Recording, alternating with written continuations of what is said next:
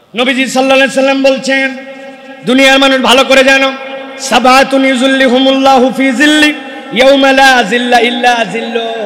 আল্লাহর ছায়া ছাড়া ওই দিন যখন বান্দাদের কাছে আর কোনো ছায়া থাকবে না, রব্বুল আলামিন ওই দিন 7 শ্রেণীর মানুষকে নিজে ডাক দিবেন। ডাক দিয়ে বলবেন, ও বান্দা তোমার কোনো চিন্তা নাই, আজকের দিবসে কষ্ট আছে মানুষের জন্য, আজকের দিবসে হিসাব হবে, আজকের দিবস তোমাদের জন্য বিপদ, কিন্তু আমি রব্বুল আলামিন নবীকে দিয়ে জানাই দিলাম, দুনিয়ায় যদি তুমি এই 7 কোয়ালিটির মধ্যে নিজেকে ঢুকায় নিতে পারো, কিয়ামতের ময়দানে কিয়ামত হতে থাকবে, কিন্তু আমি রব্বুল আমিন তোমাকে আমার আরশে আযমের নিচে ছায়া দিয়া আমার বান্দার ওই সময়টুকুকে পার করায় দিব। এরপরে বান্দাকে আমি রব্বুল আলামিন একটা নিয়ামত দিব, নূরুহুম ইয়াসআ বাইনা আইদিহিম ওয়া বিআইমানিহিম। আমার বান্দার সামনে থেকে আর ডান থেকে একটা আলো দিব, আর ফেরেশতাদেরকে ঘোষণা দিতে বলবো, বুশরাকুমুল ইয়াউমা জান্নাত। আমার বান্দাদেরকে জান্নাতের ঘোষণা দিয়ে দাও, যেই না তারা আরশে আযমের ছায়া থেকে হিসাব ক্লোজ করে এরপরে যখন ডানিয়ার সামনে আলো পেয়ে যাবে, আল্লাহর ওই বান্দাগুলা বিদ্যুৎ বেগে আল্লাহর জান্নাতের দরজার সামনে এসে হাজির হয়ে যাবে। জান্নাতের দরজার সামনে কেবল হাজির হবে না, নবীজি সাল্লাল্লাহু আলাইহি সাল্লাম বলছেন জান্নাতের দরজা খোলা হবে মুহাম্মদুর রাসূলুল্লাহ সাল্লাল্লাহু আলাইহি সাল্লামকে দিয়ে। সুবহানাল্লাহ। নবীজি আসার পরে যখন ডাক দিবেন, রাসূলুল্লাহ সাল্লাল্লাহু আলাইহি সাল্লামকে জিজ্ঞাসা করা হবে, মানান্তা, আপনি কে? এইটা নবীজি সাল্লাল্লাহু আলাইহি সাল্লামের জন্য সম্মান। যেই না রাসূলুল্লাহ সাল্লাল্লাহু আলাইহি সাল্লাম নিজের পরিচয় দিয়ে দিবেন, ফেরেশতারা সাথে সাথে বলবে, এরকমই তো হওয়ার কথা ছিল, আল্লাহর পক্ষ থেকে নির্দেশ ছিল মুহাম্মদ সাল্লাল্লাহু আলাইহি সাল্লাম ছাড়া যেন জান্নাতের দরজা খোলা না হয়। নবীজি বলছেন, এরপরে উম্মতের মধ্যে তালিকা প্রকাশ করা হবে। উম্মতের প্রথম ব্যক্তি হিসাবে হযরত আবু বকর সিদ্দিক রাদিয়াল্লাহু তাআলা জান্নাতে ঢুকে যাবেন। এরপরে যখন ধারাবাহিকভাবে উম্মত আসবে, উম্মত আসার পরে জান্নাতের দরজার সামনে দাঁড়ায়, জান্নাতে শুধু সরসর করে ঢুকে যাবে না, জান্নাতের দরজার সামনে দাঁড়ানোর পরে উম্মত জিজ্ঞাসা করবে, ও জান্নাতীরা, আজকে তোমরা যারা জান্নাতে আমাদেরকে সুবাসিস জানাচ্ছ, ওয়েলকাম জানাচ্ছ, আমরা আগে জিজ্ঞাসা করতে যাই, তুমি যে তোমার জান্নাত আমাকে নিতে চাও, তোমার জান্নাতে কি কি নিয়ামত আছে আমাকে আগে জানাও। এবার ফেরেশতারা বলতে শুরু করবে, ও জান্নাতি, আমার জান্নাতের বাড়িটা এরকম, আমার জান্নাতের গাছগুলা এরকম, আমার জান্নাতের নহর এরকম। জান্নাতির সাথে সাথে বলবে, আমার যে ডিজায়ার, আমার যে এক্সপেকটেশন, তার সাথে তোমার জান্নাতের হিসাব মিলে নাই, তোমার জান্নাতে আমি যাব না। এরকম করে ঘুরতে ঘুরতে এক জান্নাতের সামনে আসবে। এরপরে জান্নাতের ফেরেশতা যখন তাকে সব নিয়ামতের বিবরণ জানাবে, সাথে সাথে সে বলবে, হ্যাঁ মিলে গেছে, আমার নবী তো দুনিয়ায় থাকতে আমাকে নির্দেশ দিয়েছিলেন, যদি তুমি জান্নাত চাও ফাসআলিল জান্নাতাল ফিরদাউস, আল্লাহর কাছে জান্নাতুল ফিরদাউস চাও। আজকে আমার সামনে আলো, ডানে আলো, আল্লাহ আমার হিসাব সহজ করে দিয়ে জান্নাতের ঘোষণা দিয়েছেন। আমি তো যেমন তেমন জান্নাতে ঢুকতে পারি না, আমি আল্লাহর কাছে যে জান্নাতের কামনা করেছি তোমার বর্ণনার সাথে মিলে গেছে। এরপরে বান্দা জান্নাতুল ফিরদাউসে প্রবেশ করে ফেলবে। আমাদের জীবনে একটা জিনিসকে মূল্যায়ন করতে হবে, যে আমাদের দুনিয়াবি বিপর্যয়, দুনিয়াবি ঝামেলা, দুনিয়ার নানান অপ্রাপ্তি থাকবে, কিন্তু আল্লাহ একটা চূড়ান্ত প্রাপ্তি আমাদেরকে দিয়েছেন, সেটি হচ্ছে আমাদের ঈমান। এই ঈমানের মূল্যায়নটা আমাদের সবচেয়ে বেশি করা দরকার। বান্দা যখন ঈমানের মূল্যায়নে আল্লাহর কৃতজ্ঞ বান্দা হবে, তখন বান্দার অন্য বিষয়গুলি আরও সহজ হয়ে যাবে। বান্দা যদি মনে করে যে আমার খাদ্যের অভাব, আমার আরামের অভাব, আমার উমুক অশান্তি, কিন্তু আল্লাহ যত কিছুই থাক না কেন, রব্বুল আলামিন তুমি আমাকে দৌলতে ঈমান দান করেছো।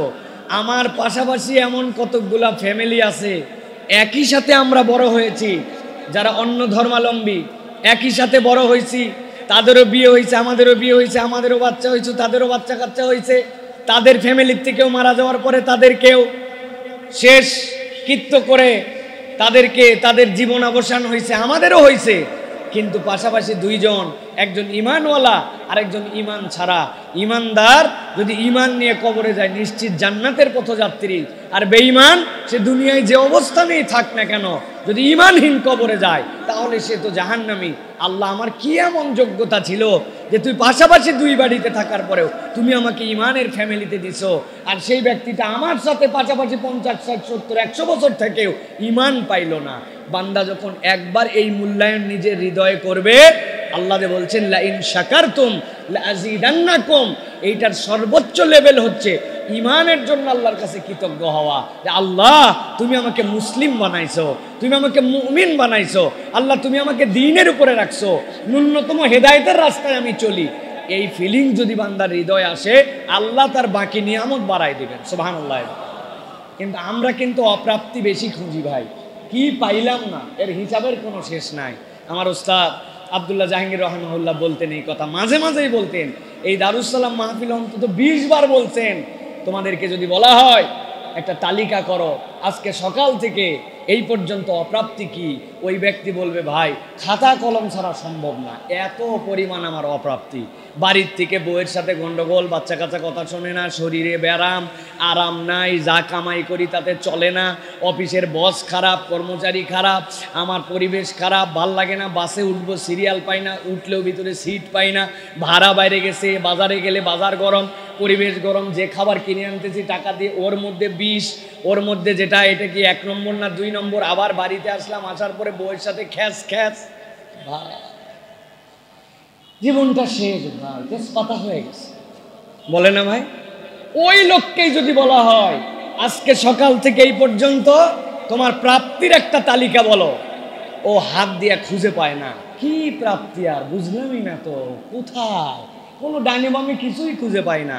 কিন্তু ওকে যদি বলা হয় রাত্রে যে ঘুমিয়ে গেছিলে, সকালবেলা এই চোখটা তোমার আর খুলবে না, চোখটা আটকায় গেছে তোমার, বাকি দুনিয়ার সব তোমার ঠিক হয়ে যাবে, খালি চোখ দুটা তোমার অন্ধ, তখন টের পাবে। আরে বলে কি, চোখ দিয়ে দেখতে পাই, সকালবেলা উঠার পরে দেখছে পা দুইটা অবশ হয়ে লুলা হয়ে গেছে, বউরে ডাক দিচ্ছে, বউ বাথরুম তো অনেক জোরে লাগছে, বাথরুমে তো যেতে পারি না, আমার কাঁধে ভর দাও, হাত দাও দিয়ে আমারে বাথরুমে নিয়ে যাও। না না, আমার পা তো ঠিকই চলে, হাতটা দিয়ে ফ্ল্যাশটা করতে পারি, বাম হাত দিয়ে শৌচ কাজ করতে পারি, মুখটা দিয়ে খাইতে পারি, নাকটা দিয়ে নিঃশ্বাস নিতে পারি, নিজের জামাটা নিজে পরতে পারি, কারো সহযোগিতা লাগতেছে না।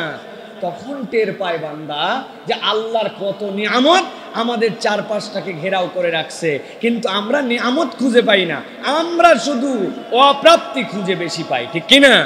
এই জন্য প্রিয় ভাইয়েরা, যেই বান্দা তার জীবনে প্রাপ্তির তালিকা বাড়াতে পেরেছে, আল্লাহর কৃতজ্ঞতা বোধে আবদ্ধ হতে পেরেছে, আল্লাহ ওই বান্দার নিয়ামত বাড়ায় দেন। আপনারা আরবির এই আয়াতে কারিমা যদি খেয়াল করেন, আল্লাহ রাব্বুল আলামিনের কোনো দরকার আছে যে আল্লাহ রাব্বুল আলামিন বলছেন লা ইন শাকারতুম লা আযীদান্নাকুম, আল্লাহর কেন নুনের উপরে শকিলা দেওয়া লাগবে? এখানে দরফাইলে মুস্তাকবিলের উপরে আল্লাহ কেন শকিলা দিচ্ছেন? আল্লাহ যেই আল্লাহ রাব্বুল আলামিন ইযা আরাদা শাইআন ইয়াকুল লাহু কুন ফায়াকুন, কুনও বলতে হয় না, এটা আল্লাহ বুঝানোর জন্য বলছেন, আল্লাহকে কুন বলে কাজ করতে হয় না, আল্লাহ ইচ্ছা করলেই হয়। সেই রব্বুল আলামিন বলছেন তুমি কৃতজ্ঞ হও, আমি আল্লাহ গ্যারান্টার হলাম, আমি অবশ্যই অবশ্যই তোমার নিয়ামত বাড়াবো, সুবহানাল্লাহ। কিন্তু বান্দা বড় বেশি অকৃতজ্ঞ, আমরা কৃতজ্ঞতার থেকে দূরে চলে গেছি। এই জন্য প্রিয় ভাইয়েরা, আসুন আমরা আল্লাহ রাব্বুল আলামিনের কৃতজ্ঞ বান্দা হওয়ার চেষ্টা করি। আল্লাহ রাব্বুল আলামিন যেন আমাদের নিয়ামতগুলোকে বাড়ায় দেন, বলেন আল্লাহুম্মা আমিন। আমি নিজে ব্যক্তিগতভাবে আপ্লুত হয়েছি, আলহামদুলিল্লাহ। আমরা খুতবায় আমাদের মুসল্লিরা আগে ভাগে আসেন, আলহামদুলিল্লাহ 9টা 9:30, কিন্তু আজকে যে গরম, আজকে যে পরিবেশ, আজকে যে মহল্লার অবস্থা, আমি চিন্তা করছিলাম 10-15 মিনিট একটু কথা বলে তাড়াতাড়ি করে শেষ করে দেবো, বিদ্যুৎ নাই, আইপিএস ফেল, সব শেষ। মসজিদে এসে দেখি সুবহানাল্লাহ, মসজিদে পা ফেলার জায়গা নাই। এটা দ্বীনের মুহাব্বত, এটা ইমানের ভালোবাসা। আল্লাহ যেন এই ভালোবাসাকে গ্রহণ করে আমাদের দুনিয়া আখিরাতে আল্লাহ যেন কল্যাণ দান করেন, বলেন আল্লাহুম্মা আমিন। আমি দীর্ঘ কথা আজকে বলবো না প্রিয় ভাইরা, কয়েকটা প্রশ্ন আছে, এইগুলোর উত্তর দিব, আর ছোট্ট একটা জানা হাদিস আপনাদের, এই হাদিসটা আবার আপনাদের কাছে স্মরণ করায় দিয়ে ইনশাআল্লাহ আমরা শেষ করে দিব আজকের আলোচনা। প্রিয় ভাইরা, আমি একটা আয়াতে কারিমা তেলাওয়াত করেছি, সূরা নজমের 31 নম্বর আয়াতে কারিমা। এই আয়াতে কারিমার মধ্যে আল্লাহ রাব্বুল আলামিন বলছেন, দুনিয়ার মানুষ তুমি পূর্বেই আসো আর পরেই আসো, কিয়ামতের ময়দানে তোমার আমলনামা ভালো হোক আর খারাপ হোক, আল্লাহ রাব্বুল আলামিনের কাছে তোমাকে দাঁড়াতে হবে এবং আল্লাহ রাব্বুল আলামিনের কাছে তোমাকে হিসাব দিতে হবে। ওই দিন ভালোরও হিসাব পাবে, খারাপের হিসাব পাবে। আল্লাহ রাব্বুল আলামিন বলছেন লিয়াজিয়াল্লাযিনা আসাউ বিমা আমিলু, তুমি যদি খারাপ করো ওই খারাপের হিসাব আল্লাহর কাছে দিতে হবে। ওয়ায়াজিয়াল্লাযিনা হাসানু বিল হুসনা, আর যে ব্যক্তি ভালো করছে তারও হিসাব আল্লাহ রাব্বুল আলামিনের কাছে দিতে হবে। আর আল্লাহ রাব্বুল আলামিন ভয় দেখিয়েছেন, ওই দিবসটা সস্তা দিবস নয়। মনে করো না ওই দিবসটা কোনো হালকা দিবস, ফানি ডে, এরকম মনে করো না। বিনোদন যেরকম তোমার দুনিয়ার বুকে, ওইটা বিনোদনের দিবস হবে না, ওটা ভয়ঙ্কর দিবস হবে। মাহশার যেটা হবে, আল্লাহ রাব্বুল আলামিন যেদিন সকলকে একত্রিত করবেন, ওই দিবসের মতো ভয়ঙ্কর দিবস আর একটাও নাই। আল্লাহ রাব্বুল আলামিন সূরা হজের মধ্যে এ বিষয়ে বিস্তারিত আলোচনা করেছেন। আল্লাহ এক পর্যায়ে বলতে বলতে বলেছেন যে এই পেটের মধ্যে 14 সন্তান আছে, এখনো ম্যাচুর হয় নাই, কিন্তু ওই দিবসটা এমন ভয়ঙ্কর হবে যে তার মা আতঙ্কে তার সন্তানকে পেটের থেকে গর্ভপাত করায় দিবে, সে বুঝতেই পারবে না তার পেটের সন্তান বেরিয়ে গেছে। এত ভয়ঙ্কর দিবস। আল্লাহ কোরআনুল কারীমের মধ্যে বলছেন, ওয়াতাদাউ কুল্লু যাতিন হামলিন হামলাহা ওয়া তারান নাসা সুকারা। আর হে রাসূল, আপনি মানুষকে দেখতে পাবেন মানুষ যেন পাগল হয়ে গেছে, মানুষ যেন আসক্ত হয়ে গেছে, সুকারা, মানুষ যেন পাগলামো করতেছে, নেশাগ্রস্ত। আল্লাহ বলছেন, কি মনে করছেন তারা কি কোনো পানি খেয়ে নেশাগ্রস্ত? আল্লাহ বলছেন, ওয়ামা হুম বিসুকারা ওয়ালাকিন্না আযাবাল্লাহি শাদীদ। আসলে ওই দিন আল্লাহর আযাব যেটা, ওটা ভয়ঙ্কর। ওই ভয়ঙ্কর আযাবের কারণে মানুষ পাগল হয়ে যাবে, মানুষের মধ্যে মাতলামি চলে আসবে, পাগলামো চলে আসবে। আল্লাহ বলছেন ওই দিবস, যেই দিবসের ব্যাপারে আয়েশা রাদিয়াল্লাহু তাআলা আনহা রাসূলুল্লাহ সাল্লাল্লাহু আলাইহি ওয়াসাল্লামের কাছে এসে বলার পরে হযরত আয়েশাকে রাসূলুল্লাহ সাল্লাল্লাহু আলাইহি ওয়াসাল্লাম বলছেন, আয়েশা, ওই দিবসে কারো গায়ের মধ্যে কোনো বস্ত্র থাকবে না, সব মানুষ বস্ত্রহীন হয়ে যাবে। আয়েশা রাদিয়াল্লাহু তাআলা লজ্জা পেয়ে বলছেন, ইয়া রাসূলুল্লাহ, আমার বাপ, আমার ভাই, আমার সাহাবায়ে কেরাম, তার সামনে আমার গায়ে কাপড় থাকবে না, এটা কেমন কথা? রাসূলুল্লাহ সাল্লাল্লাহু আলাইহি ওয়াসাল্লাম বলছেন, আয়েশা, কে তোমার ভাই আর কে তোমার বাপ, এই চিন্তা করার সময় তোমার সেখানে থাকবে? মানুষের অবস্থা হবে এমন যে মানুষ এই চিন্তাই করতে পারবে না, এমন কঠিন এক হাসরের ময়দান। প্রিয় ভাইরা, বর্ণনা দিলে কোরআনুল কারীমের মধ্যে 83টা আয়াতে কারিমা আছে, যে আয়াতে কারিমা স্পেসিফিক কেবল হাসরের ময়দানের ভয়াবহতার কথা উল্লেখ করেছে। আল্লাহ রাব্বুল আলামিন আলাদা আলাদা আলাদা বান্দাদেরকে বারবার বুঝাইছেন কঠিন দিবস, কঠিন দিবস, সবচেয়ে বড় কঠিন দিবস। এই সেন্সে আল্লাহ রাব্বুল আলামিন ওই দিন যাওয়ার পরে বান্দাদের কাছে হিসাব চাবেন, আমলনামা বান্দাদের কাছে দিতে বলবেন। আর ওই দিন সবচেয়ে বড় কঠিন অবস্থা হবে তাদের জন্য, যেই মানুষদেরকে আল্লাহ রাব্বুল আলামিন একবার বলবেন তোমরা তোমাদের হিসাব দাও। যদি কাউকে আল্লাহ বলেন হিসাব দাও, নবী করিম সাল্লাল্লাহু আলাইহি ওয়াসাল্লামের হাদিসের আলোকে বোঝা যায় ওই বান্দা ফেঁসে যাবে, ওই বান্দা ফেঁসে যাবে। সুল হিসাব, হাদিসের মধ্যে এটার ব্যাখ্যা কোরআনের এই তাফসীরের মধ্যে আসছে। সুল হিসাব মানে আল্লাহ যদি বলেন তোমাকে হিসাব দিয়ে পার পেতে হবে, তাহলে ওই বান্দা আটকায় যাবে। আল্লাহ রাব্বুল আলামিন এই জন্য আল্লাহর কাছে ফরিয়াদ করতে বলছেন, আল্লাহ তুমি আমাদেরকে খারাপ হিসাব থেকে বাঁচাও। খারাপ হিসাব মানে কি? আমার যে হিসাব, এই হিসাবে আমি আল্লাহর কাছে দিতে পারবো না। এই কঠিন দিবস নবী করিম সাল্লাল্লাহু আলাইহি ওয়াসাল্লাম বলছেন, ডানে বিপদ, বামে বিপদ, সামনে বিপদ, পিছনে বিপদ। আদম আলাইহিস সালাম থেকে মুহাম্মদুর রাসূলুল্লাহ সাল্লাল্লাহু আলাইহি ওয়াসাল্লাম পর্যন্ত মানুষ দৌড়াবে, শুধু একটুখানি বিচার যেন শুরু হয়ে যায়, তারপরে যা হয় হবে। আমরা সহ্য করতে পারি না এরকম কঠিন দিবস। আল্লাহ নবী বলছেন, ওই দিবসে আমি মুহাম্মদুর রাসূলুল্লাহ সাল্লাল্লাহু আলাইহি ওয়াসাল্লাম তোমাদেরকে জানাচ্ছি 60টা শ্রেণী এমন হবে যেই মানুষগুলোর ওই দিন কোনো টেনশন থাকবে না।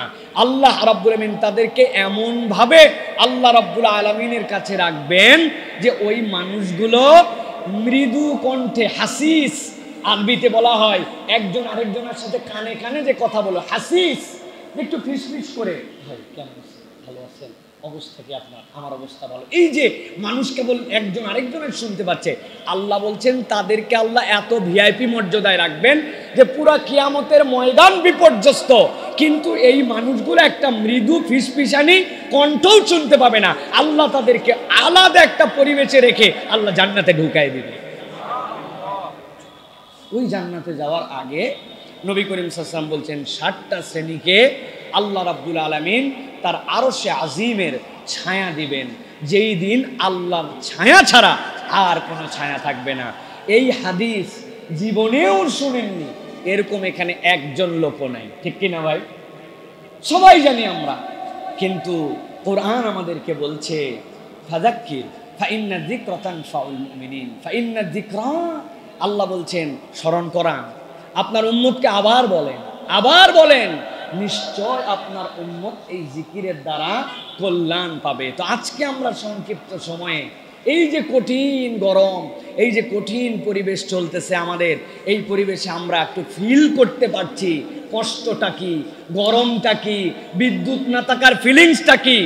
ওই জন্য আমি মনে করছি ছায়ার দামটা আজকে একটু হৃদয় অনুভব করা যায়।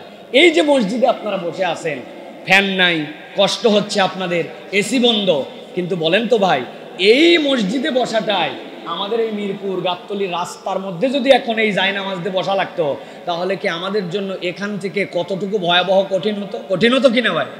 বুঝে থাকলে বলেন কঠিন হতো কিনা? তাহলে আমরা গরমে আছি, কষ্টে আছি একটু, কিন্তু রাস্তার মধ্যে উন্মুক্ত খোলা রোদ মাথার উপরে পড়ার থেকে এই ছাদের ছায়াটা আমাদের জন্য তৃপ্তিদায়ক, ঠিক কিনা? ঠিক বুঝেন, কিয়ামতের ময়দান বিপদ। আল্লাহ রাব্বুল আমিন বলছেন ওই দিন আল্লাহর ছায়া ছাড়া কিচ্ছু থাকবে না, আর 7 শ্রেণীর লোককে আল্লাহ নিজ দায়িত্বে ছায়া দান করবেন। নবীজি সাল্লাল্লাহু আলাইহি সাল্লাম বলছেন, দুনিয়ার মানুষ ভালো করে জানো, সাবাতুন ইযুল্লিহুমুল্লাহু ফি যিল্লি ইয়াউমা লা যিল্লা ইল্লা যিল্লু। আল্লাহর ছায়া ছাড়া ওই দিন যখন বান্দাদের কাছে আর কোনো ছায়া থাকবে না, রব্বুল আলামিন ওই দিন 7 শ্রেণীর মানুষকে নিজে ডাক দিবেন, ডাক দিয়ে বলবেন, ও বান্দা তোমার কোনো চিন্তা নাই, আজকের দিবসে কষ্ট আছে মানুষের জন্য, আজকের দিবসে হিসাব হবে, আজকের দিবস তোমাদের জন্য বিপদ, কিন্তু আমি রব্বুল আমিন নবীকে দিয়ে জানাই দিলাম, দুনিয়ায় যদি তুমি এই 7 কোয়ালিটির মধ্যে নিজেকে ঢুকায় নিতে পারো, কিয়ামতের ময়দানে কিয়ামত হতে থাকবে, কিন্তু আমি রব্বুল আমিন তোমাকে আমার আরশে আযমের নিচে ছায়া দিয়া আমার বান্দার ওই সময়টুকুকে পার করায় দিব। এরপরে বান্দাকে আমি রব্বুল আলামিন একটা নিয়ামত দিব, নূরুহুম ইয়াসআ বাইনা আইদিহিম ওয়া বিআইমানিহিম। আমার বান্দার সামনে থেকে আর ডান থেকে একটা আলো দিব, আর ফেরেশতাদেরকে ঘোষণা দিতে বলবো, বুশরাকুমুল ইয়াউমা জান্নাত। আমার বান্দাদেরকে জান্নাতের ঘোষণা দিয়ে দাও, যেই না তারা আরশে আযমের ছায়া থেকে হিসাব ক্লোজ করে এরপরে যখন ডানিয়ার সামনে আলো পেয়ে যাবে, আল্লাহর ওই বান্দাগুলা বিদ্যুৎ বেগে আল্লাহর জান্নাতের দরজার সামনে এসে হাজির হয়ে যাবে। জান্নাতের দরজার সামনে কেবল হাজির হবে না, নবীজি সাল্লাল্লাহু আলাইহি সাল্লাম বলছেন জান্নাতের দরজা খোলা হবে মুহাম্মদুর রাসূলুল্লাহ সাল্লাল্লাহু আলাইহি সাল্লামকে দিয়ে। সুবহানাল্লাহ। নবীজি আসার পরে যখন ডাক দিবেন, রাসূলুল্লাহ সাল্লাল্লাহু আলাইহি সাল্লামকে জিজ্ঞাসা করা হবে, মানান্তা, আপনি কে? এইটা নবীজি সাল্লাল্লাহু আলাইহি সাল্লামের জন্য সম্মান। যেই না রাসূলুল্লাহ সাল্লাল্লাহু আলাইহি সাল্লাম নিজের পরিচয় দিয়ে দিবেন, ফেরেশতারা সাথে সাথে বলবে এরকমই তো হওয়ার কথা ছিল, আল্লাহর পক্ষ থেকে নির্দেশ ছিল মুহাম্মদ সাল্লাল্লাহু আলাইহি সাল্লাম ছাড়া যেন জান্নাতের দরজা খোলা না হয়। নবীজি বলছেন এরপরে উম্মতের মধ্যে তালিকা প্রকাশ করা হবে। উম্মতের প্রথম ব্যক্তি হিসাবে হযরত আবু বকর সিদ্দিক রাদিয়াল্লাহু তাআলা জান্নাতে ঢুকে যাবেন। এরপরে যখন ধারাবাহিকভাবে উম্মত আসবে, উম্মত আসার পরে জান্নাতের দরজার সামনে দাঁড়ায়, জান্নাতে শুধু সরসর করে ঢুকে যাবে না, জান্নাতের দরজার সামনে দাঁড়ানোর পরে উম্মত জিজ্ঞাসা করবে, ও জান্নাতীরা, আজকে তোমরা যারা জান্নাতে আমাদেরকে সুবাসিস জানাচ্ছ, ওয়েলকাম জানাচ্ছ, আমরা আগে জিজ্ঞাসা করতে যাই, তুমি যে তোমার জান্নাতে আমাকে নিতে চাও, তোমার জান্নাতে কি কি নিয়ামত আছে আমাকে আগে জানাও। এবার ফেরেশতারা বলতে শুরু করবে, ও জান্নাতি, আমার জান্নাতের বাড়িটা এরকম, আমার জান্নাতের গাছগুলো এরকম, আমার জান্নাতের নহর এরকম। জান্নাতির সাথে সাথে বলবে, আমার যে ডিজায়ার, আমার যে এক্সপেকটেশন, তার সাথে তোমার জান্নাতের হিসাব মিলে নাই, তোমার জান্নাতে আমি যাব না। এরকম করে ঘুরতে ঘুরতে এক জান্নাতের সামনে আসবে। এরপরে জান্নাতের ফেরেশতা যখন তাকে সব নিয়ামতের বিবরণ জানাবে, সাথে সাথে সে বলবে, হ্যাঁ মিলে গেছে, আমার নবী তো দুনিয়ায় থাকতে আমাকে নির্দেশ দিয়েছিলেন, যদি তুমি জান্নাত চাও ফাসআলিল জান্নাতাল ফিরদাউস, আল্লাহর কাছে জান্নাতুল ফিরদাউস চাও। আজকে আমার সামনে আলো, ডানে আলো, আল্লাহ আমার হিসাব সহজ করে দিয়ে জান্নাতের ঘোষণা দিয়েছেন। আমি তো যেমন তেমন জান্নাতে ঢুকতে পারি না, আমি আল্লাহর কাছে যেই জান্নাতের কামনা করেছি তোমার বর্ণনার সাথে মিলে গেছে। এরপরে বান্দা জান্নাতুল ফিরদাউসে প্রবেশ করে ফেলবে। আল্লাহ রাব্বুল আমিন বলছেন, হে রাসূল, আপনি জানায় রাখেন, ওই যে জান্নাতে ঢোকা আর এই হিসাব, এর মধ্যে পিরিয়ডের যেই কষ্টটুকু, এই কষ্ট থেকে আপনার উম্মত যদি বাঁচতে চায়, তাহলে যেন আপনার দেওয়া নির্দেশ অনুযায়ী 7টা তালিকা যেইটা দিলাম, এই তালিকার মধ্যে নিজের নাম ঢুকায় নেয়। নবীজি বলছেন 1 নম্বর, আল্লাহ রাব্বুল আমিন জানিয়েছেন হাসরের ময়দানে আল্লাহর নিশ্চিত ছায়া পাবে সে যার একটা কোয়ালিটি থাকবে ইমামুন আদেল। দুনিয়ার বুকে ন্যায় পরায়ণ একজন ইমাম, দুনিয়ার বুকে ন্যায় পরায়ণ জাজ, দুনিয়ার বুকে যার কাছে বিচারের ফায়সালা আসে, যার হাতের মধ্যে জাজমেন্ট করার জন্য দায়িত্ব আসে, এমন সময় সে 2 নম্বর করে না। এমন ইমাম যে আদালতপূর্ণ, তার ভারসাম্যপূর্ণ, তার সাধ্য অনুযায়ী বিচার করে। এইটার উপরের ব্যাখ্যা আছে, নিচের ব্যাখ্যা আছে। ইমামুন আদেল এর সবচেয়ে বড় ব্যাখ্যা হচ্ছে রাষ্ট্রের যিনি দায়িত্বশীল থাকবেন, রাষ্ট্রের যিনি দায়িত্ব, যার উপর আল্লাহ রাব্বুল আমিন এই রাষ্ট্রের দায়িত্ব ন্যস্ত করেছেন, তাকে আদালতের পরাকাষ্ঠায় উত্তীর্ণ হতে হবে, ইমামুন আদেল হতে হবে। দ্বিতীয় ব্যাখ্যা, যে যার জায়গা থেকে আদালত করার জন্য যখন আল্লাহ রাব্বুল আলামিন তাকে ফায়সালা করার মতো জায়গায় দান করবেন, সেই জায়গা থেকে তাকে ন্যায়নিষ্ঠ হতে হবে। আপনি যেই জায়গায় আপনার আদালত, সেই জায়গায় আপনাকে প্রতিষ্ঠিত করতে হবে। আমি সমালোচনা করি যে জজ কোর্ট, হাইকোর্ট, সুপ্রিম কোর্ট এগুলোতে 2 নম্বর হয়, বিচারের নামে তামাশা হয়, মিথ্যা মামলা হয়, মিথ্যা সাক্ষী হয়, এইগুলার আমরা সমালোচনা করি। তারা আল্লাহর কাছে হিসাব তাদেরকেও দিতে হবে। কিন্তু যে সমালোচনা করে, ওই সমালোচকও অনেক সময় নিজে ইমামুন আদেল হতে পারে নাই। বলে হুজুর আমি তো ইমামই না, আদেল হব কেমন করে? আপনার আব্বা মারা গেছিল, যাওয়ার সময় আপনার জমি জমাগুলা বলে দিয়ে গিয়েছিল যে বাবা মিরাসনামা বন্টন করে যেতে পারলাম না, তুমি তোমার ভাই বোনের মধ্যে ইনসাফ মতো বন্টন করে দিও। উনি এমন ইনসাফ করছে, 50 বছর বাপ মরা পার হয়েছে, আজ পর্যন্ত বোন জমি ঠিক মতো বুঝে পায় নাই। এরকম ইনসাফ করা লোক আমাদের মহল্লায় আছে না ভাই? বাংলাদেশে আছে তো ভাই না? হজের পরে হজ করে ফেলছে, বিরাট বড় তিনি ইনসাফকারী।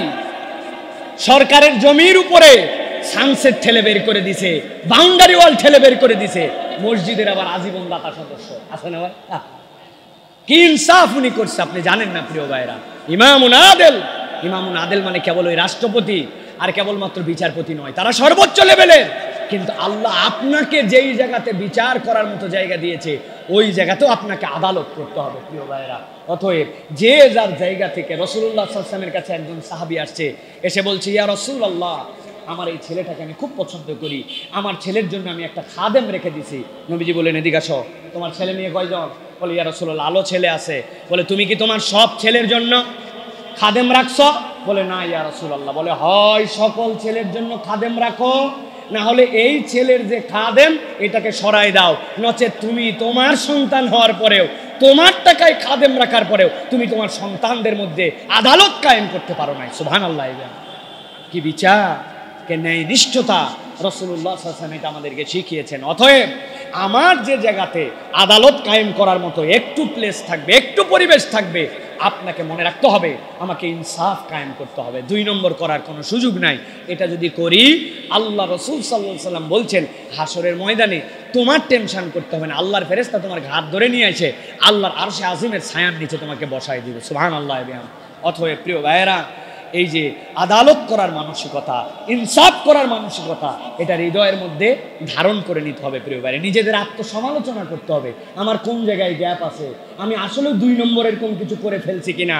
এরকম যদি না হয় তাহলে আল্লাহর কাছে আমাদেরকে ধরা খেতে হবে প্রিয় ভাই। আল্লাহ আমাদেরকে বোঝার তৌফিক দান করেন, বলেন আল্লাহুম্মা আমিন।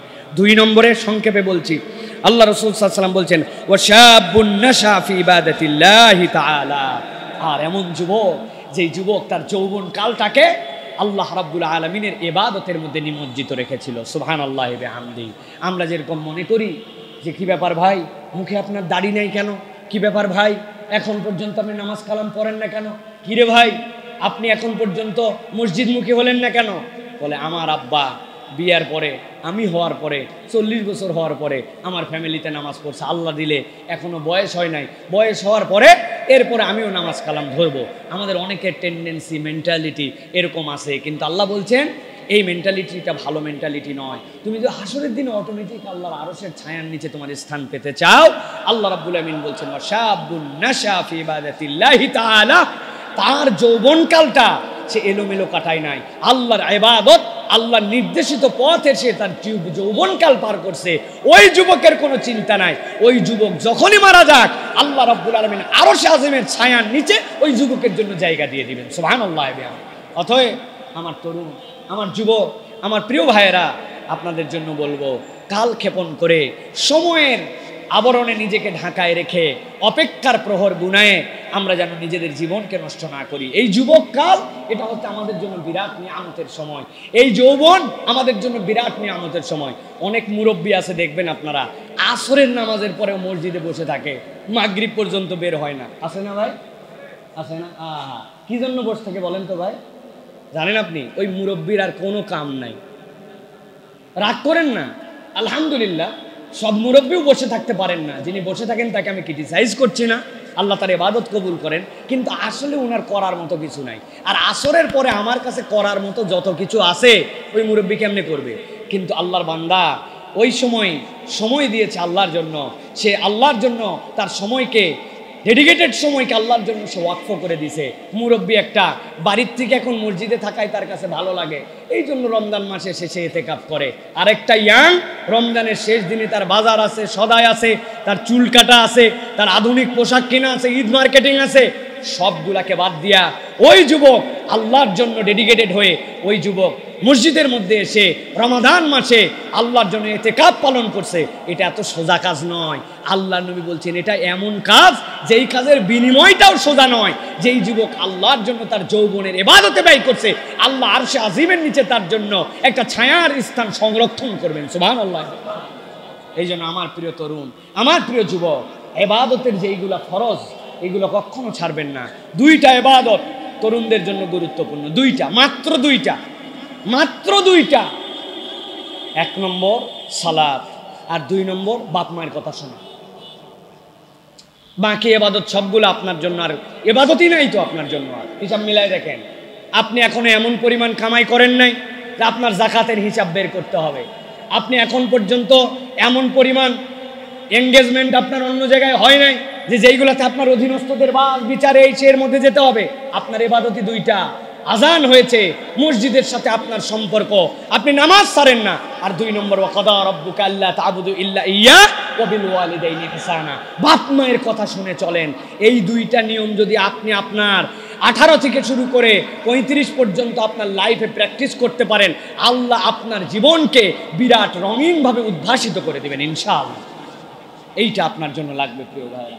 তরুণরা একটু খেয়াল করে দেখেন, কথায় বললেই তো স্যারের কথা মনে হয়। আব্দুল্লাহ জাহাঙ্গীর রহমাল্লাহ বলতেন যে আমার কাছে এসে অনেকেই বলে যে স্যার আমি তো পরিবারকে না জানায় বিয়ে করে ফেলছি, আমি পরিবারকে না জানায় কোর্ট ম্যারেজ করে ফেলছি, এখন আমার এই বিয়ে বৈধ না অবৈধ?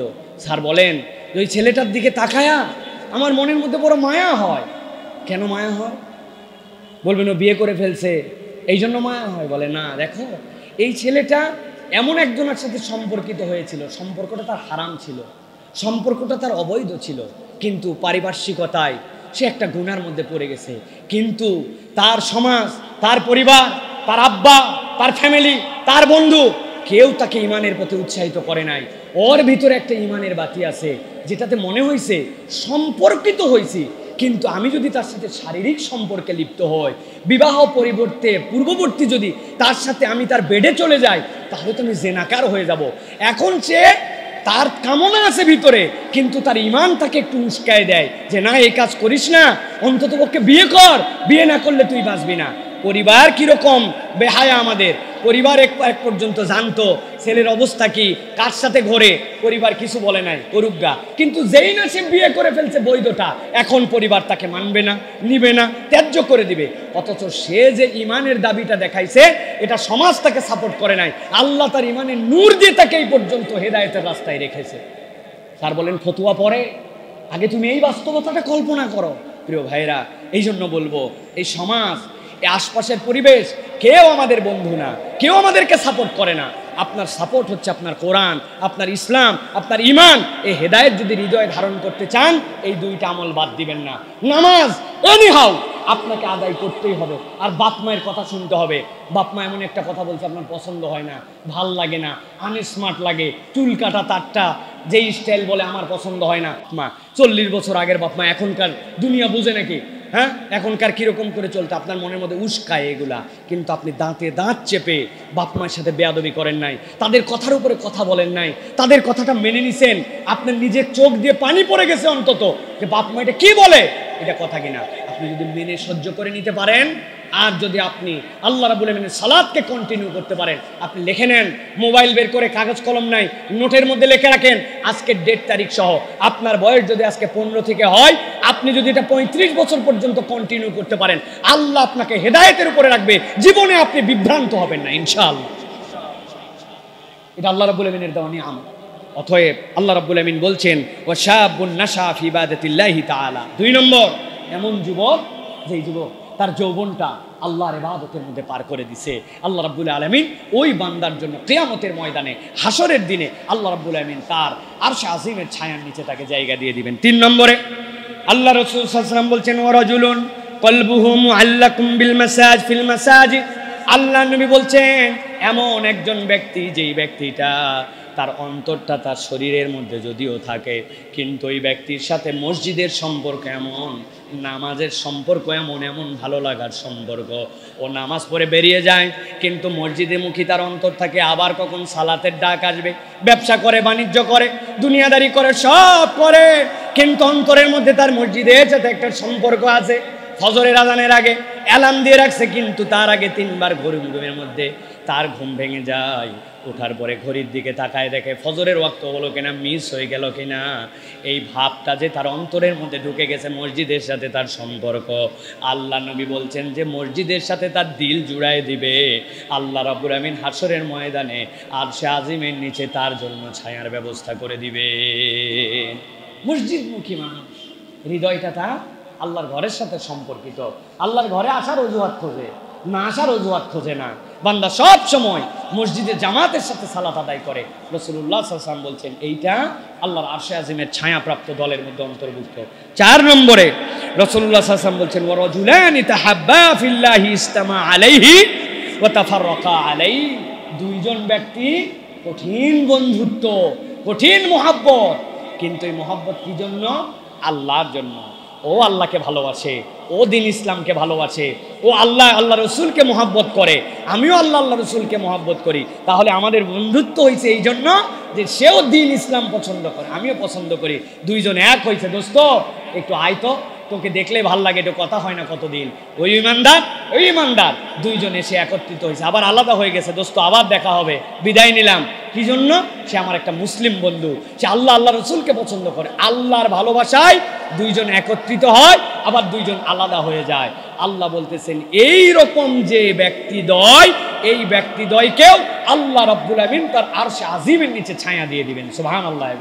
অতএব এটা একটা বেসিক যে আমাদের বন্ধুত্ব, আমাদের ভালোবাসা, আমাদের সম্পর্ক, আমাদের দেখা সাক্ষাৎ, আমাদের দাওয়াত, আমাদের একজনের সাথে আরেকজনের সময় দেওয়া, এইগুলো আল্লাহ এবং আল্লাহ রসুলকে প্রায়োরিটি দিয়ে আমাদের করতে হবে, কেবল দুনিয়ার জন্য নয়। চল চিল করি, একটু চিল করতে যাই, কি করে? প্রথমেই যাওয়ার পরে বিড়ি ধরায়, বিড়ি ধরানোর পরে এরপরে খায়, খাওয়ার পরে তারপরে শেষে একটু লাল পানি নীল পানি খায়, আবার ফেরার সময় একটা বিড়ি ধরায় চলে আসলো। এদেরকে এই মহব্বত আপনার কি মনে হয় যেটা আল্লাহ রসুলের জন্য মহব্বত? প্রিয় ভাই, না।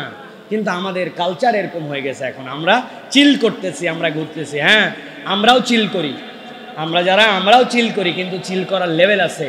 আপনি যখন দেখলেন, হ্যাঁ, বন্ধু বান্ধবের সাথে রাসূলুল্লাহ সাল্লাল্লাহু আলাইহি ওয়াসাল্লাম বলেছেন তোমাদের মধ্যে সর্বোত্তম আমল কি? রাসূলুল্লাহ সাল্লাল্লাহু আলাইহি ওয়াসাল্লাম বলছেন আফদালুল আমাল তোমাদের কাছে ইতআমুত তুআম, মানুষকে খাওয়ানো। আপনি চিন্তা করছেন বলছে চিল, কিন্তু আমি আমার বন্ধুদেরকে আজকে খাওয়াবো। নবীর এই সুন্নাত অনুযায়ী সবাই খাইছেন, ওয়াক্ত হয়ে গেছে নামাজের, খাওয়া অফ, চলো আগে নামাজটা আদায় করে আসি। এসে আবার বাকিটুকু খাইছে, খাওয়ার পরে একজন আরেকজনের সাথে সৌহার্দ্য বিনিময় হয়েছে, বলছে দোস্ত আজকে কিন্তু আমি খাওয়ালাম, আরেকদিন কিন্তু তোমারে খাওয়াই এই সোয়াব নিতে হবে। এটা দেখানোর কিছু নাই, এটা লৌকিকতার কিছু নয়, আপনি সোয়াবের নিয়তে খাওয়াই। এইটাও চিল, ওইটাও চিল। একটা চিল আপনার কাছে ফেরেশতারা লিখবে ইবাদত, আর একটা চিল আপনার কাছে ফেরেশতারা লিখবে এটা একটা ফাহেশা কাজ, ঠিক কি না? অতএব প্রিয় ভাইরা, রাসূলুল্লাহ সাল্লাল্লাহু আলাইহি ওয়াসাল্লাম বলছেন ওয়ারাজুলানি তাহাব্বা ফিল্লাহি ইসতামা আলাইহি ওয়া তাফাররাকা আলাইহি। সম্পর্ক ছেদ করেছি, ওটাও আল্লাহর জন্য, ভালোবেসেছি, ওটাও আল্লাহ রাব্বুল আলামিনের জন্য। এটা 4 নম্বর গুরু। 5 নম্বরে এরপরে রাসূলুল্লাহ সাল্লাল্লাহু আলাইহি ওয়াসাল্লাম বলছেন, ওয়া রাজুলুন দাআতহু ইমরাতুন যাতু মানসিবিন ওয়া জামালিন ফাকালা ইন্নী আখাফুল্লাহ। এমন একটা প্রতারক মহিলা, যেই মহিলা তার সৌন্দর্য দিয়ে, তার আকর্ষণ দিয়ে তাকে খারাপের দিকে ডাকে, এবং সে তখন একটা কথাই তাকে বলে যে আমি তোমার সাথে নাই, ইন্নী আখাফুল্লাহ, আমি আল্লাহকে ভয় করি, তোমার সৌন্দর্য, তোমার শয়তানি, তোমার বান্দামি, এইগুলোর সাথে আমার কোনো সম্পর্ক নাই। এই হাদিসটা এখন বড় ব্যাখ্যার দাবি রাখে প্রিয় ভাইরা। মূলত এটা জেনার দিকে আকৃষ্ট করার জন্য নারীদের কথা বলা হয়েছে, কিন্তু আপনি বাস্তবতায় এখন ভেবে দেখেন, কোনো মহিলা সরাসরি আপনাকে এই কথা না বললেও আজকে আমাদের যে সংস্কৃতি, আমাদের যে কালচার, আমাদের নেট জগৎ, এইগুলোর সব কিছু নারী কেন্দ্রিক ধোঁকা আর নারী কেন্দ্রিক যত বাজে কিছু, সব কিছু আপনাকে ডাকতেছে। একটা রিলস দেখছেন, দেখার পরে মনে হয়েছে যা আরেকটা দেখি, তো সেম জিনিস দেখার পরে মনে হয়েছে আচ্ছা যেই রিলস দেখলাম এটার তো একটা মাদার আছে, নিশ্চয়ই এই আইটেম আরও আছে, তখন তার মূল অ্যাকাউন্টে ক্লিক করে বাকি খারাপ জিনিসগুলো দেখে। এমনভাবে আমাদের ডানে বামে সামনে পিছনে এই নারী কেন্দ্রিক যে খারাপ ছড়ায় পড়ছে, রাসূলুল্লাহ সাল্লাল্লাহু আলাইহি ওয়াসাল্লাম এই হাদিসের মধ্যে ডাইরেক্ট জেনার অ্যাপ্রোচের কথা বলেছেন, কিন্তু আপনি হিসাব করে দেখেন আজকের তরুণ প্রজন্মকে, আজকের যুবকদেরকে, আজকের যে বাস্তবতা, আজকের যে ফাহেসা, এটা আমাদেরকে পদে পদে আমাদেরকে হারামের দিকে ডাকতেছে। ঠিক কিনা ভাই? ঠিক কিনা? আমি কতবার আপনাদেরকে বলেছি, কতবার আপনাদেরকে বুঝিয়েছি, দারুস সালামের টাওয়ারের সামনে বিজ্ঞাপন দিছে, এই গরমে যদি আরাম পেতে চান তাহলে ঠান্ডা ঠান্ডা কুল কুল আপনাদের জন্য পাউডার এটা ব্যবহার করেন। এক মহিলা এরকম করে হাত উঁচু করে আছে, তার গায়ের মধ্যে অর্ধেক পোশাক নাই। আমি জিজ্ঞাসা করি, ভাই বলেন তো, এই যে গরমকালে গরম কি খালি মহিলার লাগে না পুরুষের লাগে? কথা বলেন না কেন? বাহিরে রোদে টোদে পুড়ে মাটিতে বেশি কাজ বেশি কষ্ট পুরুষরা করে না নারীরা করে? তো এখন আপনি ঠান্ডা করলে, পাউডার লাগালে, ঘামাসি দূর করতে চাইলে একটা পুরুষের না ছবি ওখানে দেওয়ার কথা, আপনি খালি মহিলার ছবি দেন কেন? আসল উদ্দেশ্য পাউডার বিক্রি নয়, কেবল ওই মহিলাকে বিজ্ঞাপিত করে ওই মহিলাটা দিয়ে আপনার আমার গুনাহ কামাই করানো। এটা একটা হচ্ছে জাহেলি সমাজের চরিত্র, ঠিক কিনা? সব জায়গায় তাই, সব জায়গাতে তাই। আপনি হিসাব করেন নাই, প্রসাধনী থেকে শুরু করে সব কিছুতে। ওই যে জাকির নায়েক একবার বলছিলেন না যে BMW গাড়ি বিক্রি হবে, ওই BMW গাড়ির সামনে দুইটা স্বল্প বসনা নারী, তার হাতের মধ্যে লেখা আছে লেটস ড্রাইভ হার। তুমি জিজ্ঞাসা করছেন চালাবো কাকে, এই মহিলা না গাড়ি? তুমি BMW গাড়ির বিজ্ঞাপন করতেছো, কিন্তু লেটস ড্রাইভ হার। এটা আমার কথা নয়, জাকির নায়েকের কথা। যে ওই মহিলাটা আপনি কেন দাঁড় করাইছেন? এটাই হচ্ছে ইন্নাল্লাযীনা ইউহিব্বুনাল ফাহিশা ফিল্লাযীনা আমানু, ইমানদারদের মধ্যে যদি ফাহেসাকে ছড়াই দিতে চায়, এটা হচ্ছে শয়তানের সবচেয়ে বড় জঘন্য চরিত্র। শয়তান চরিত্র নষ্ট করতে চায় এই নারী দিয়ে, নারীবাদ দিয়ে। অতএব প্রিয় ভাইয়েরা, আমি যদি আল্লাহর আরশ আজিমের নিচে আমার অবস্থান চাই, তাহলে কেবল ডাইরেক্ট হয়তো আমাকে কোনো নারী অ্যাপ্রোচ করবে না, কিন্তু নারী কেন্দ্রিক যত ফেতনা, যত বিজ্ঞাপন, যত ফেসবুকিং, যত ইউটিউবিং, যত ধরনের প্রচার, এইগুলার থেকে আপনাকে একদম সন্তর্পণে, আপনাকে একদম সচেতনভাবে এখান থেকে আপনাকে বেঁচে থাকতে হবে।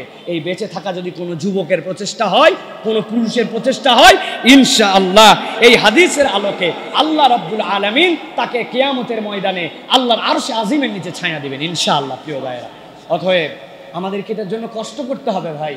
এটা এরকম না হুজুর চলেই আসছে, আমার দোষ কি? আমি কি ইচ্ছা করে দেখতে চাইছি? ভাই, ইচ্ছা করে দেখতে না চাইলেও ইচ্ছা করে আপনাকে বাঁচতে হবে। এখান থেকে বেঁচে থাকাটা আপনার জন্য দায়িত্ব। প্রিয় ভাইরা, সহজ নয়, বলাটা খুব সহজ, বলাটা খুব সহজ, কিন্তু এই আমল করাটা অনেক কঠিন। অতএব এই নারী এবং নারী কেন্দ্রিক ফিতনা, এখান থেকে আমাদেরকে বেঁচে থাকতে হবে। আল্লাহ আমাদেরকে বেঁচে থাকার মতো তৌফিক দান করুক, বলেন আল্লাহুম্মা আমিন। এরপরে রাসূলুল্লাহ সাল্লাল্লাহু আলাইহি ওয়াসাল্লাম বলছেন, ওয়া রাজুলুন তাসাদ্দাকা বিসাদাকাতিন ফাআখফাহা হাত্তা লা তা'লামা শিমালুহু মা তুনফিকু ইয়ামিনুহু। এমন একজন দানবীর, যেই দানবীর কেউ চাইলে দান করে, কিন্তু সে তার দানটাকে গোপন রাখে। কেমন গোপন? আল্লাহ নবী বলছেন, ডান হাতে দান করে, বাম হাত টের পায় না। সুবহানাল্লাহ, বাম হাত টের পায় না। এইরকম গোপনে কিছু দান, দান সিররা ওয়া আলানিয়া, প্রকাশ্যেও করতে পারি, গোপনেও করতে পারি। আমার যখন অভাব তখনও করতে পারি, যখন অভাব নাই তখনও করতে পারি। কিন্তু আল্লাহর নবী স্পেশাল করেছেন এমন এক দল যারা দান করে কিন্তু বলে বেড়ায় না, গোপন রাখে। তার অনেক দান প্রকাশ্য আছে, কিন্তু কতক দান আছে কেউ জানে না। তার ডান হাত আর বাম হাতের ব্যাখ্যা কি? তার দুইটা পকেট আছে, বাম পকেটেও টাকা আছে, ডান পকেটেও টাকা আছে, কিন্তু বাম পকেটে হাত দেয় নাই। সে আস্তে করে ডান পকেটতে বের করে আস্তে করে ডান দিয়ে দিছে। তার বাম হাতও নড়ে নাই ওই সময়। সে এমন গোপন রেখেছে তার দানটাকে।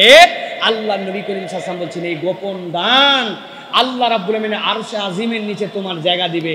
অন্য হাদিসে নবীজি বলছেন আল্লাহর রাগ দূর করাই দিবে, আল্লাহ তোমার জীবনে বরকতে ভরাই দিবে। সুবহানাল্লাহ। কিছু দান গোপন রাখতে হয় ভাই, সব বলতে হয় না। বউ জানবে না, কেউ জানবে না, আমার নিজের খাতা কলমের হিসাবের মধ্যেও নাই আমি কিছু দান খয়রাত করে ফেলছি। এটার অ্যামাউন্ট কত হবে? অন্তত পক্ষে 2-3 লক্ষ টাকা, তাই তো না প্রিয় ভাইরা? না, আপনাকে আল্লাহ যা সাধ্য দিয়েছে আপনি সেখান থেকে কিছু দান খয়রাত করবেন, যেটা আল্লাহ রাব্বুল আলামিনের জন্য একদম সংরক্ষিত। প্রত্যেকের এটা আমল বানায় ফেলেন ভাই, প্রত্যেকে বানায় ফেলেন। 10, 20, 50, 100 সপ্তাহে আমার এমন দান থাকবে, কাউকে বলবো না, আমার হিসাবের তালিকার মধ্যে থাকবে না, কেউ জানবে না, চুপচাপ দিয়ে দিব একবারে। আশপাশে আগে দেখে নিব কেউ আছে কিনা নাই, বাস আল্লাহ এটা তোমার আর আমার হিসাব, এটা আমার হালাল কামাই থেকে। আমি স্টুডেন্ট মানুষ, এই টাকা দিয়ে আমি চা খেতে পারতাম, এই টাকা দিয়ে আমি অন্য কিছু করতে পারতাম। এই 10 টাকা আমার বাপ মা আমাকে দিছিল, আমার বাপ মাও জানে না বা আমার কাছে হিসাবও নিবে না এই টাকাটা আমি কোথায় ব্যয় করছি। যা চুপ করে এর মধ্যে আল্লাহর জন্য দিয়ে দিলাম, মসজিদে দিয়ে দিলাম, ভালো কাজে দিয়ে দিলাম, একটা অভাবগ্রস্ত চেয়েছিল তাকে দিয়ে দিলাম। আল্লাহ রাব্বুল আলামিন আপনার এই ছোট্ট আমল সবচেয়ে বেশি এটা সহজ কবুল হয়ে যেতে পারে। আল্লাহ আপনার এটার কারণে আরশে আজিমের নিচে ওই হাসরের দিনে জায়গা দিয়ে দিবেন। সুবহানাল্লাহ। আপনি বিবেচনা করেন সবচেয়ে সহজ এইটা, বাকিগুলোর তুলনায় এটা সবচেয়ে সহজ। কারণ আপনার যা সাধ্য আছে, আল্লাহ কেন পরিমাণ নির্ধারণ করেন নাই, আল্লাহ দিন কাল নির্ধারণ করেন নাই, যুবক কাল না দুর্বল কাল, বয়সকাল না এই কাল, গরিব না বড়লোক, আল্লাহ নির্ধারণ করেন নাই। এমন দান ডান হাত দিছে, বাম হাত জানে না, আল্লাহ রাব্বুল আমিন কবুল করে ওই দানের বিনিময় আপনাকে আরশে আজিমের নিচে দিবেন। সুবহানাল্লাহ।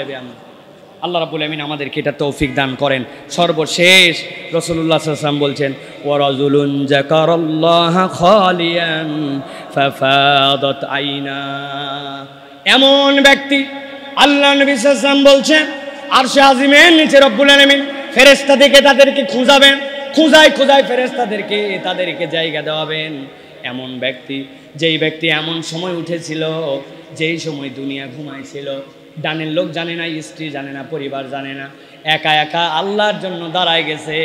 দাঁড়ানোর পরে হাসরের দিনের কথা চিন্তা করছে, নিজের আমল নামার দিকে তাকাইছে, নিজের গুনাহ খাতার কথা মনে করছে, আর সাথে সাথে মনে করছে আল্লাহ সামান্য একটু 40 ডিগ্রি তাপমাত্রা, এইটা সহ্য করতে পারি না। কয়েল ধরানোর জন্য ম্যাচ ধরাইছিলাম, ম্যাচ ডান হাতে আছে, কয়েলের দিকে খেয়াল চলে গেছে, কয়েলটা ধরে কি ধরে না, ধরে কি ধরে না, জ্বলতে জ্বলতে ম্যাচের কাঠিটা এসে 2 হাতের মধ্যে অল্প একটুখানি গরম লাগাই দিছে, হাতের এখানে ফোঁসা পড়ছে, এখানে ফোঁসা পড়ছে, ফেলে দেওয়ার সাথে সাথে কানের লতিতে হাত দিয়ে ঠান্ডা নেওয়ার চেষ্টা করছে। আল্লাহ সামান্য একটু আগুনের একটা ছোট্ট একটুখানি মিলি সেন্টিমিটার, এইটা আমার চামড়ার সাথে লাগলে আমার সহ্য হয় না, গরম আমার সহ্য হয় না। আয় রব্বুল আলামিন, ওই দিন যাওয়ার পর আমি কেমনে তোমার সামনে দাঁড়াবো, কেমনে আমার বিচার ফায়সালা হলে জাহান্নামে যাব। আয় রব্বুল আলামিন, তুমি জাহান্নামের স্রষ্টা, তুমি জান্নাতের স্রষ্টা। বান্দা আল্লাহর জন্য ভয় করে এরকম করে দাঁড়ায় গেছে, আর চোখ দিয়ে দরদরায় পানি পড়ে, সিজদার মধ্যে যাওয়ার পরে মাথা উঠায় না, আল্লাহর কাছে বলে সুবহান রাব্বিয়াল আলা। এই রব, আমার 1000 গুনাহ থাকলেও আমার কপাল এখন মাটির সাথে লাগানো, আর মাটির সাথে লাগায় তোমারে আমি কি বলছি রব, সুবহান রাব্বিয়াল আলা। তোমার বান্দার মাথা যখন একদম মাটিতে, একদম নিচে, তখন ঘোষণা দিয়েছে আমার রব সবচেয়ে উপরে। ওই বান্দার চোখ দিয়ে পানি পড়ে, আল্লাহ বলছেন ফাফাদাত আইনাহু, নবী বলছেন তার চোখ দিয়ে দরদরায় পানি পড়ে আল্লাহ রাব্বুল আলামিনের জন্য। যেই চোখ দিয়ে আল্লাহর ভয়ে পানি পড়ে, আল্লাহর জন্য কাঁদে, আল্লাহ বলছেন এই ব্যক্তিকে রব্বুল আলামিন হাসরের দিনে কষ্ট দিবেন না। আল্লাহর আরশে আজিমের নিচে এই ব্যক্তিকে ফেরেশতা খুঁজে নিয়ে এসে আরামের ব্যবস্থা করে দিবে। আমাদের অন্তরগুলা শুকায় গেছে প্রিয় ভাইরা, চোখ দিয়ে পানি আসে না। খেয়াল করে দেখেন, আমরা আর্টিফিশিয়াল দোয়া, এই দোয়াতে আমাদের অন্তর কাঁদে না। এই জন্য আল্লাহর জন্য একটু সময় বের করতে হবে, আল্লাহর জন্য একটু কাঁদাকাটি করার জন্য চেষ্টা করতে হবে, একটু নিজের জীবনের রিয়ালাইজেশন দাঁড় করাতে হবে, ভেবে ভেবে একটু মাঝে মাঝে এই জন্য একা একা ইবাদত করতে হয়, মাঝে মাঝে একটু গোপনে ইবাদত করতে হয়, তাছাড়া চোখের পানি আসে না। আল্লাহর জন্য আল্লাহ রাব্বুল আলামিনের কাছে একটু দাঁড়াতে হয়। মসজিদের এক কোনায় আমি চলে গেছি, মাদ্রাসার ছাত্র সকলের সাথে ইবাদত হয় না, টুপ করে উঠে পড়ছেন, কেউ জানে না, উঠে কোনার মধ্যে একটু গামছাটা ফেলে দিয়ে আল্লাহর কাছে 2টা রাকাতে দাঁড়ায় গেছে, আল্লাহ আমি তোমার জন্য এলেম অন্বেষণকারী, আমি তালেবে এলেম, রব্বুল আলামিন তোমার জন্য আমার হৃদয়টাকে নরম করে দাও, হাসরের দিনে তোমার কাছে আমি কেমনে দাঁড়াবো, আমাকে তুমি একজন ভালো মানুষ হিসেবে কবুল করে নাও, আল্লাহ আমাকে তুমি তোমার দ্বীনের বুঝটা আমার অন্তরের মধ্যে দিয়ে দাও, আল্লাহুম্মা নাওবির কলবি বিনূরি মারিফাতিকা আবাদানি, আল্লাহ আল্লাহ তুমি তোমার এলেমটা নূর, ওই এলেমটা আমার অন্তরের মধ্যে দিয়ে দাও। আল্লাহর জন্য একটু কাঁদেন, কেবলমাত্র পড়ালেখা করে ভালো ওস্তাদের পিছনে পড়ে আর সব সময় খালি তাকরার করে আপনার এলেম হয় না। এলেমগুলি আল্লাহ রাব্বুল আলামিনের কাছে কেড়ে নিতে হয়, চেয়ে নিতে হয়, কেননা ইলমু নূরুম মিনাল্লাহ, এই নূরটা আল্লাহর কাছ থেকে আসে, ওর জন্য অন্তরকে প্রস্তুত করতে হয়। আল্লাহ রাব্বুল আলামিনের রাসূল বলছেন তুমি তোমার জন্য এটা করছো আর আল্লাহ তোমার জন্য আরশে আজিমের নিচে ছায়ার ব্যবস্থা করে দিবেন, সুবহানাল্লাহ। অতএব প্রিয় ভাইয়েরা, এই 7 শ্রেণীর অন্তর্ভুক্ত আমাদেরকে হওয়ার জন্য চেষ্টা করতে হবে। আবার আপনাদের কাছে একটু রিমাইন্ডার করাই দেই, 1 নম্বরে আমার যেখানে জাজমেন্ট করার জায়গা আছে সেখানে আমাকে নীতির পরাকাষ্ঠার সর্বোচ্চ রূপ আমাকে দেখাতে হবে। 2 নম্বরে যুবক বয়সে ইবাদত, 3 নম্বরে মসজিদের সাথে সম্পর্কিত অন্তর, 4 নম্বর আল্লাহর জন্য ভালোবাসা, আল্লাহর জন্য বিচ্ছেদ, 5 নম্বর এমন নারী এমন কুকর্মের দিকে আহ্বানকারী সে এটার সাথে যায় না, বরং আল্লাহ রাব্বুল আমিনকে ভয় করে। এরপরে রাসূলুল্লাহ সাল্লাল্লাহু আলাইহি ওয়াসাল্লাম বলছেন এমন একজন ব্যক্তি যে দান করে, তার ডান হাতে দান করে, বাম হাত জানতে পারে না, মানে সে গোপনে আল্লাহর কাছে দান করার অভ্যাস করে। আর সর্বশেষ এমন একজন ব্যক্তি যে আল্লাহর ভয়ে তার চোখ দিয়ে পানি পড়ে, আল্লাহ রাব্বুল আমিনের কাছে রোনাজারি করে, এই চোখের পানি তার জন্য জাহান্নামের আগুনকে ঠান্ডা করে দিবে, আল্লাহর আরশে আজিমের নিচে তাকে থাকার ব্যবস্থা করে দিবে। আল্লাহ এই 7 শ্রেণীর ভিতরে আমাদেরকে অন্তর্ভুক্ত হওয়ার তৌফিক দান করুন, বলেন আল্লাহুম্মা আমিন।